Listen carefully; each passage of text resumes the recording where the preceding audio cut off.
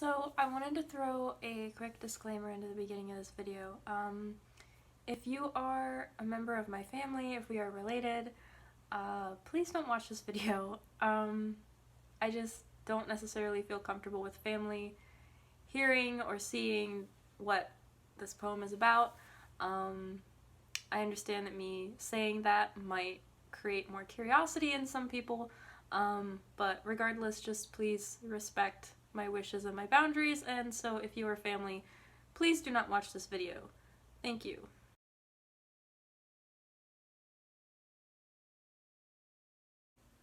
I was 12 the first time I remember a man commenting on my body, and trust me, I remember it vividly.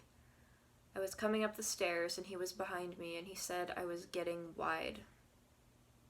I was barely 14 the first time I was coerced. First kiss mistakenly given up, and those were quite literally my words. I give up. You win. And it took another 9 months before I got tired of giving in to him. I was still 14 the first time I was physically abused, which would continue off and on for 6 years, 4 of which I spent trying my best to believe the empty promise that each time it happened was the last. I was 15 both times I was blackmailed by older boys on the internet, and I don't know if whoever's reading this has conservative parents, but the fear had me contemplating death. Knew I'd never see my phone again, and when you have no friends and no other escape from the hell you live in outside of the World Wide Web, you'll do anything to keep that little taste of freedom. I was 15 again when I was groomed by a man 9 years my senior, and even with living in different countries, he still scared the shit out of me enough to stay for a month before letting him down easy. I was 16 when the boy I loved manipulated me into doing things I didn't want to do.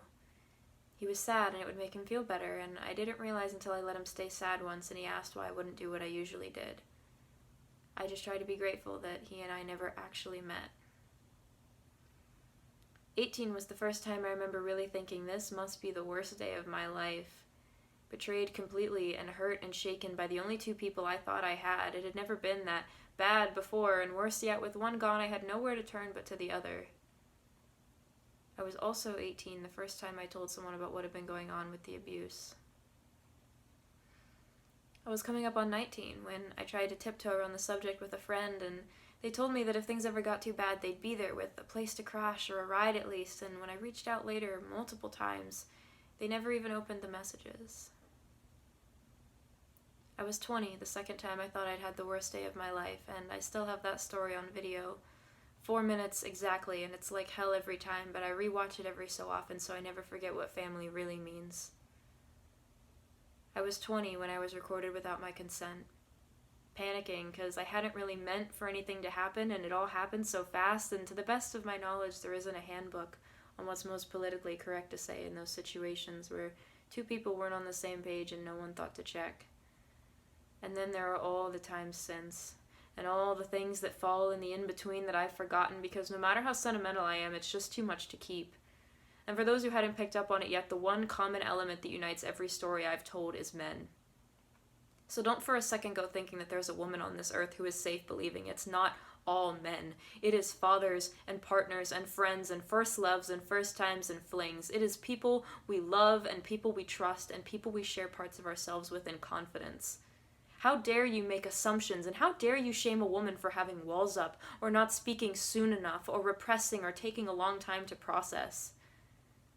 I am more than what I felt like when he pinned me to the ground, when he pushed me into windowsills and walls. I am more than what I felt like with his hand around my neck with the bruises that he left. I am more than the pleasure I've given to boys and men. I am more than that panic growing in my chest every time I have been afraid of them, and I am most definitely more than the words any and all of you fuckers have said.